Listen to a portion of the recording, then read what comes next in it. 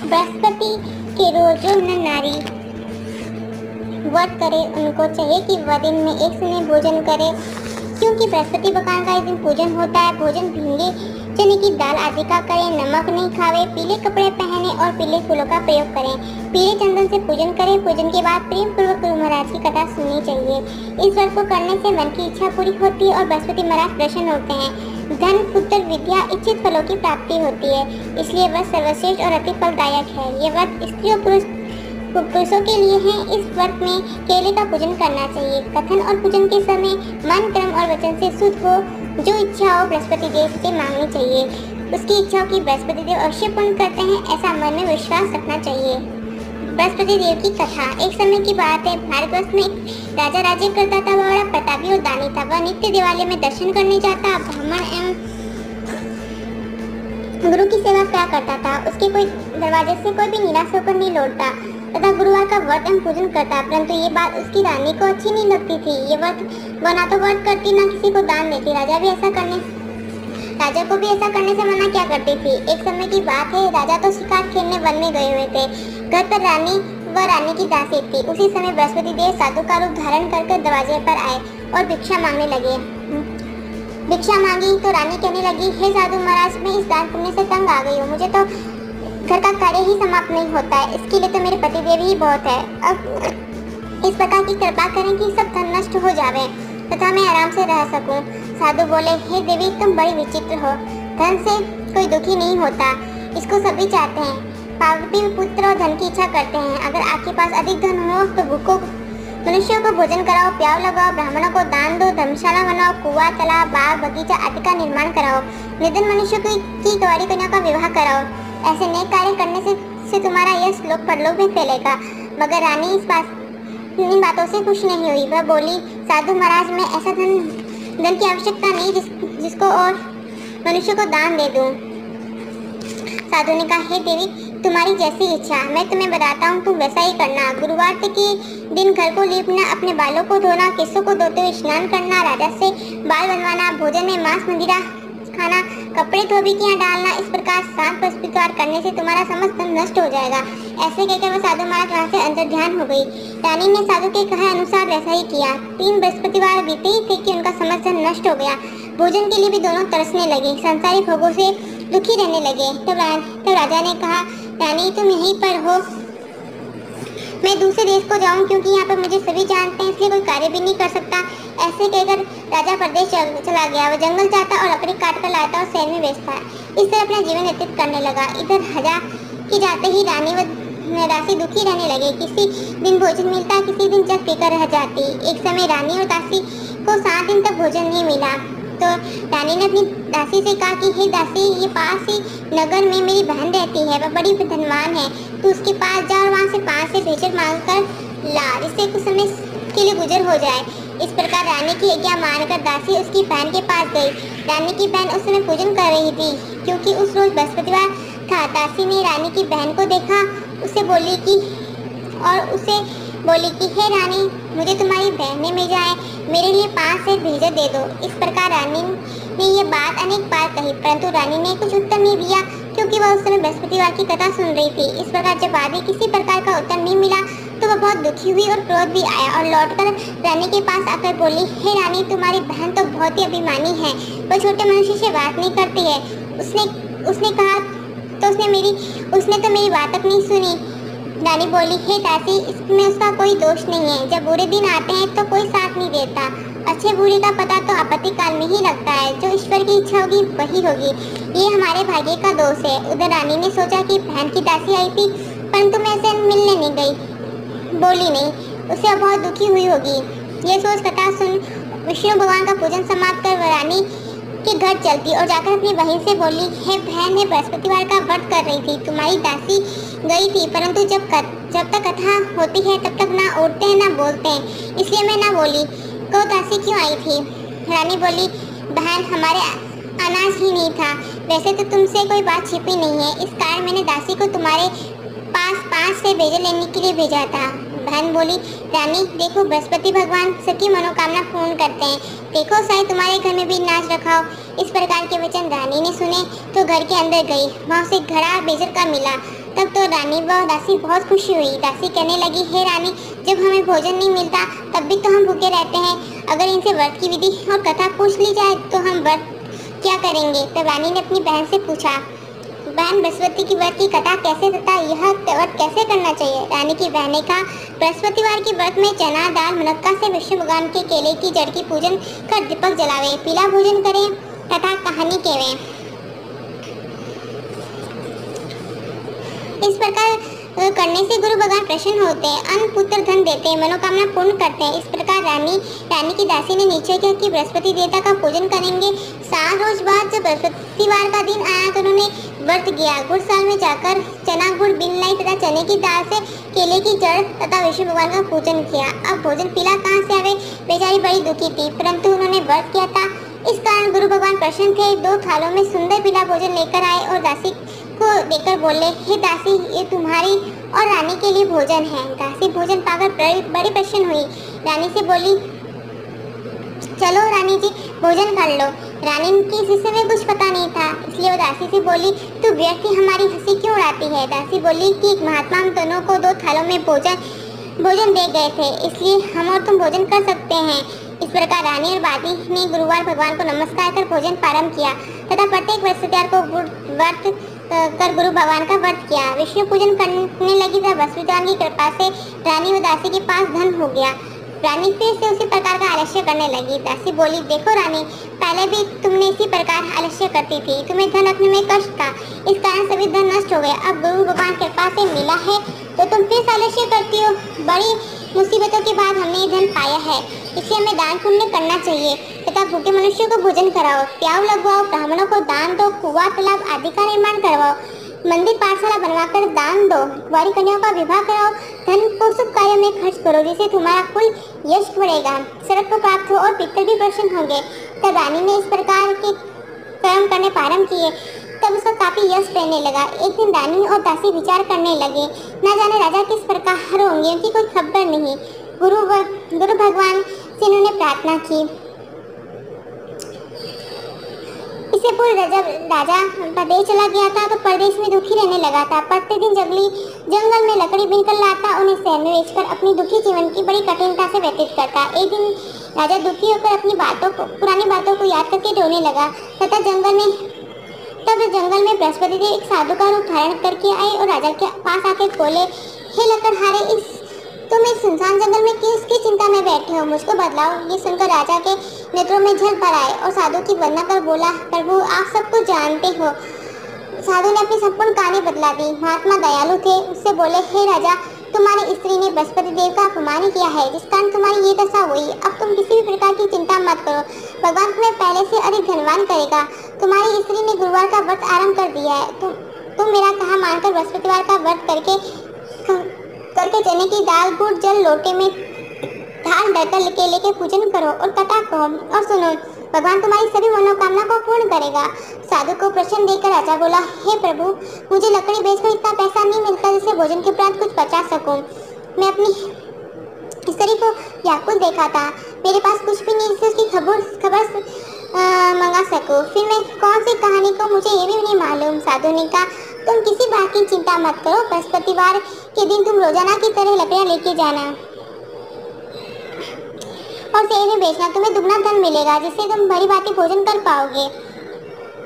बृहस्पति देव की पूजा के समान भी आ जाएगा। और बृहस्पति देव की कहानी निम्न प्रकार है। बृहस्पति देव की कहानी। प्राचीन काल में एक ब्राह्मण रहता था, उसकी कोई संतान नहीं थी। उसकी स्त्री बहुत मलिनता के साथ रहती, वह ना तो स्नान करती ना किसी देवता का पूजन करती। प्रातःकाल सर्वप्रथम भोजन करती, बाद में अन्य काम करती। इसे ब्राह्मण देवता बड़े दुखी थे, बहुत समझाते पर उसका कोई परिणाम नहीं निकला। भगवान की कृपा से ब्राह्मण की स्त्री की कन्या रूपी रतन पैदा हुआ। वह कन्या अपने पिता के यहाँ बड़ी होने लगी। वह बालिका प्रातः स्नान करके विष्णु का जाप करने लगी। बृहस्पतिवार का व्रत करती, अपने पूजा पाठ को समाप्त करके स्कूल जाती तो मुट्ठी में जौ भर कर ले जाती, पाठशाला के मार्ग में डालती जाती। जब ये सोने की होते तो लौटते टाइम उनको बिन लेती। एक दिन वह बालिका सुबह में सोने के जो फटक कर साफ कर रही थी। उसी समय उसके पिता ने देख लिया और कहा, बेटी, सोने की जोक को फटकने के लिए सोने का सुख होना चाहिए। दूसरे दिन गुरुवार था। इस कन्या ने व्रत रखा। बृहस्पति देव से प्रार्थना की कि हे प्रभु, मैंने आपकी पूजा सच्चे मन से की है, तो मेरे लिए सोने का सुख दे दो। बृहस्पति देव ने उसकी प्रार्थना सुन ली।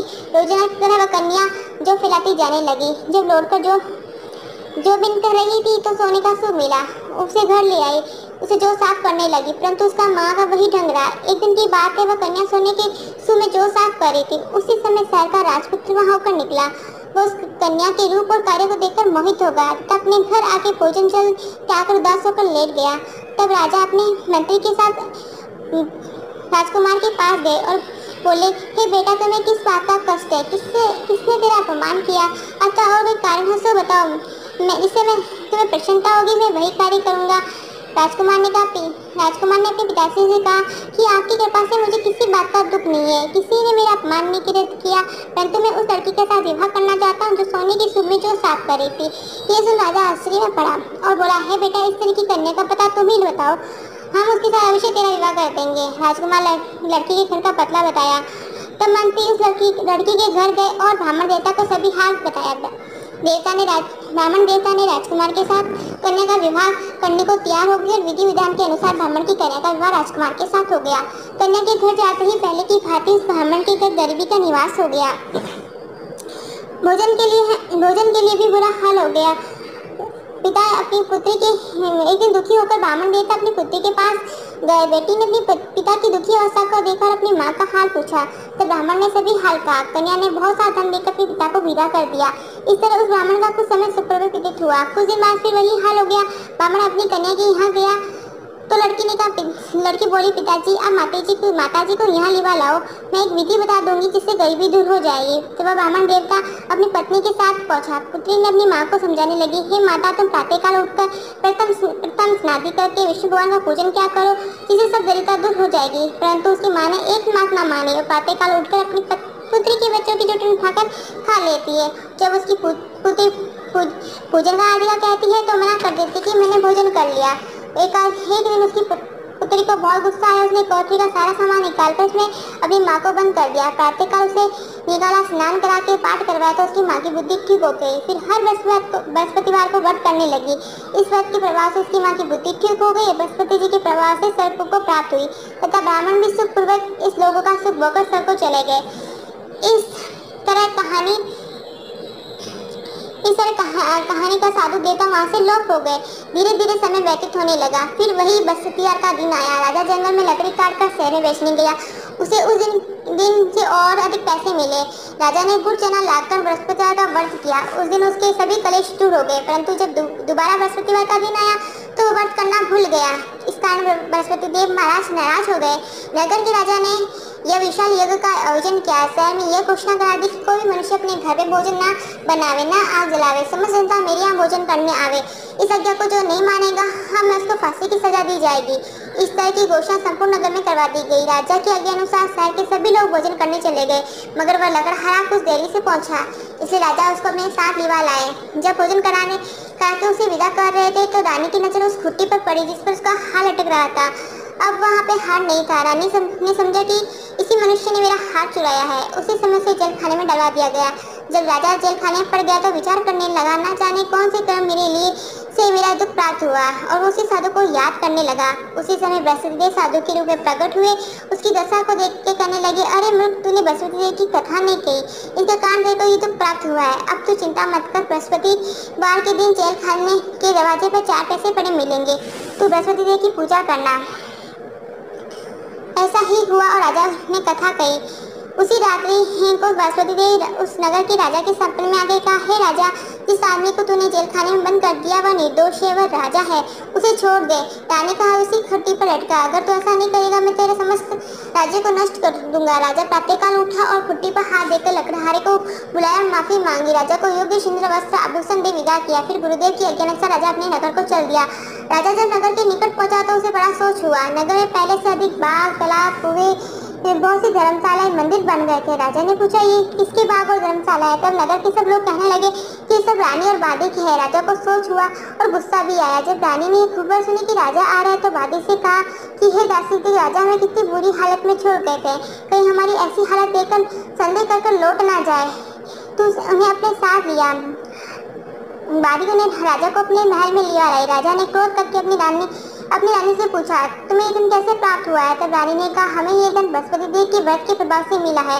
राजा ये सुनकर बहुत प्रसन्न हुआ। उसने इससे बृहस्पति देव का प्रभाव देखा था। तब राजा ने ये सोचकर तय किया कि 7 रोज बाद तो सभी बृहस्पति का पूजन करते हैं, परंतु मैं रोजाना दिन में 3 बार कहानी करूंगा और प्रत्येक दिन व्रत करूंगा। राजा के दुपट्टे में हर समय दाल बंदी रहती थी। वह दिन में 3 बार कहानी कहता। एक रोज राजा ने सोचा, चलो अपनी बहन के घर हो आवे। राजा घोड़े पर सवार होकर अपनी बहन के यहाँ चला। मार्ग में से देखा कि कुछ आदमी मूर्ति को लिए जा रहे हैं। उन्हें रोककर राजा कहने लगा, अरे भैया, मेरी बृहस्पति जी की कहानी सुन लो। वे बोले, हमारा तो आदमी मर गया, तुझे अपनी कथा की पड़ी है? कुछ आदमी बोले, अच्छा क्या है, तुम्हारी कथा भी सुनेंगे। राजा ने दान निकाली और कथा कही। जब कथा आधी हुई तो मुर्दा हिलने लगा। कथा समाप्त होने पर वह राम राम कहकर उठ खड़ा हुआ। सब प्रसन्न हो गए। आगे मार्ग में किसान हल चलाता मिला। राजा ने उससे बोला, अरे भैया, मेरी बृहस्पति की कथा सुन ले। किसान बोला, जब तक मैं तेरी कथा सुनूंगा जब तक 4 हरिया जोत लूंगा, तो अपनी कथा किसी और को सुनाना। राजा आगे चला, लेकिन राजा के चढ़ते ही बेर पछाड़ खाकर गिर गए। किसान के पेट में बहुत जोरों से दर्द हुआ। उसी समय उसकी माँ रोटी लेकर खेत पर आई। उसने जब ये देखा तो अपने पुत्र से पूछा। बेटे ने सभी हाल कह दिया। बुढ़िया दौड़ी दौड़ी उसके घुड़सवार के पास गई और बोली, तुम्हारी कथा मैं सुनूंगी, तो अपनी कथा मेरे खेत पर चल के कहना। बुढ़िया के खेत पर कथा कहने राजा गया। जिसे सुनते ही पैर खड़े हो गए। किसान का पेट का दर्द भी बंद हो गया। राजा अपनी बहन के घर कुशलता पूर्वक पूछा। बहन ने भाई की खूब मेहमानबाजी की। दूसरे दिन प्रातःकाल जगा तो देखा कि सभी लोग भोजन कर रहे हैं। राजा ने अपनी बहन से कहा, ऐसा कोई मनुष्य है जिसने भोजन ना किया हो, वह मेरी बृहस्पति देव की कथा सुन ले। बहन बोली, भैया, ये देश ऐसा है कि सभी लोग पहले भोजन करते हैं फिर अन्य काम करते हैं। अगर पड़ोस में कोई हो तो देख कर आऊँ। ऐसा कहकर वह चली गई, परंतु ऐसा व्यक्ति नहीं मिला। अंत में वह कुम्हार के घर गई जिसका लड़का बीमार था। उसके यहाँ 3 रोज से किसी ने भोजन नहीं किया था। रानी ने अपने भाई की कथा सुनने के लिए कुम्हार से कहा। वह तैयार हो गया। राजा ने जाकर बृहस्पति देव की कथा की, जिससे सुनकर लड़का ठीक हो गया। अब तो राजा की प्रशंसा होने लगी। एक रोज राजा ने अपनी बहन से कहा कि बहन, अपने घर को जाएंगे, तुम भी तैयार हो जाओ। राजा की बहन ने अपनी सास से पूछा। सास बोली, चली जा, परंतु अपने लड़कों को मत ले जाना, क्योंकि तेरे भाई की कोई संतान नहीं है। बहन ने अपने भाई से कहा, हे भैया, मैं तो चलूंगी, परंतु कोई बालक नहीं जाएगा। राजा बोला, जब कोई बालक ही नहीं चलेगा तो तुम चलकर क्या करोगी? और बड़े दुखी मन से राजा अपने नगर को लौट आया। राजा ने अपनी रानी से कहा कि हम निर्वंशी राजा है, हमारा मुंह देखने का धर्म नहीं है। उसने दुखी होकर भोजन नहीं किया। रानी बोली, हे प्रभु, बृहस्पति देव ने हमें सब कुछ दिया है, तो हमें संतान भी अवश्य देंगे। उसी रात को बृहस्पति देव राजा के सपने में आए और कहा, हे राजा, सभी सोच त्याग दे, तेरी रानी गर्भ से है। सचमुच 9वें मास उसके पुत्र पैदा हुआ। वह बोला, तो राजा बोला, है रानी, इससे बिना खाए रह सकती, पर बिना बोले नहीं रह सकती। अतः मेरी बहन आए तो कृपा करके उसे कुछ मत बोला। जब राजा की बहन आई तो रानी बोली, घोड़ा चढ़ी तो आई नहीं हो, गधा चढ़ी आई हो। राजा की बहन बोली, भाभी, मैं इस प्रकार ना कहती, तुम्हें औलाद कैसे मिलती? बृहस्पति देव तो जिसके मन में जो कामना होती है उसे पूर्ण करते हैं। बृहस्पति देव सबकी सभी मनोकामना को पूर्ण करते हैं। जो सच्चे मन से बृहस्पति का व्रत एवं कथा पढ़ता, सुनता और दूसरों को सुनाता है, बृहस्पति देव उसकी सभी मनोकामनाओं को पूर्ण करते हैं। बोलो बृहस्पति देव महाराज की जय हो। बोलो विष्णु भगवान की जय हो। ओम जय बृहस्पति देवा, स्वामी जय बृहस्पति देवा। सरिदावती भराओ, सरिदावती भराओ, संतन की सेवा। ओम जय बृहस्पति देवा।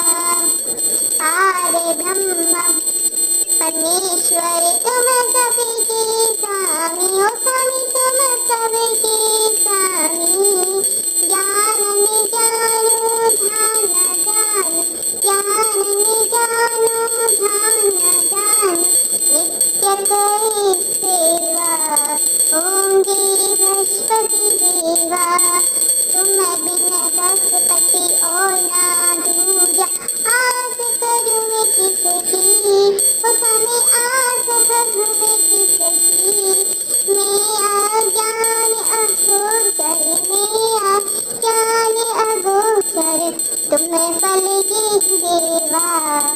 ओम जय बृहस्पति देवा पार ब्रह्मा परमात्मा तुम्हें हो प्राणपति स्वामी तुम्हें हो प्राणपति दर्शन दिखाओ मत तरसाओ दर्शन दिखाओ मत तरसाओ चारों बल देवा ओम जय बृहस्पति देवा बृहस्पति जी की आरती जो कोई नर ढावे स्वामी जो कोई नर ढावे कहत शिवानंद स्वामी सतगुणानंद स्वामी विघ्न कटे काटे देवा ओम जय बृहस्पति देवा आरती विष्णु जी की जय विष्णु देवा स्वामी जय विष्णु देवा भक्तन के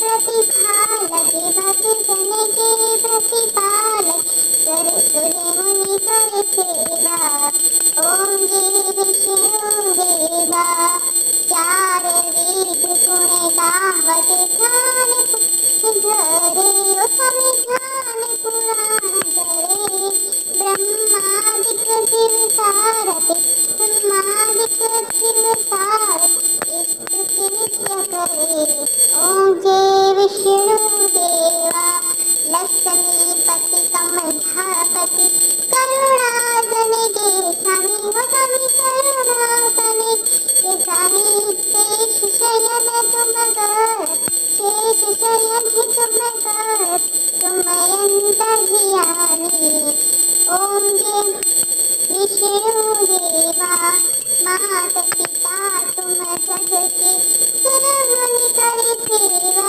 स्वामी सुर मुनि करे सेवा धूप दीप तुलसी करे धूप दीप तुलसी करे भोग धरे मेवा ओम जय विष्णु देवा रत्न मुकुट सिर शोभे जयंती माला ओ स्वामी जयंती माला संगत कर शोभे संगत कर शोभे मृत्यु मंगल कांति ओम जय विष्णु देवा दास प्रभु की विनती सुन लो हितकारी ओ स्वामी सुन लो हितकारी दास प्रभु की विनती दास प्रभु मेरी विनती सुन लो हितकारी ओम जय विष्णु देवा बोलो विष्णु भगवान की जय हो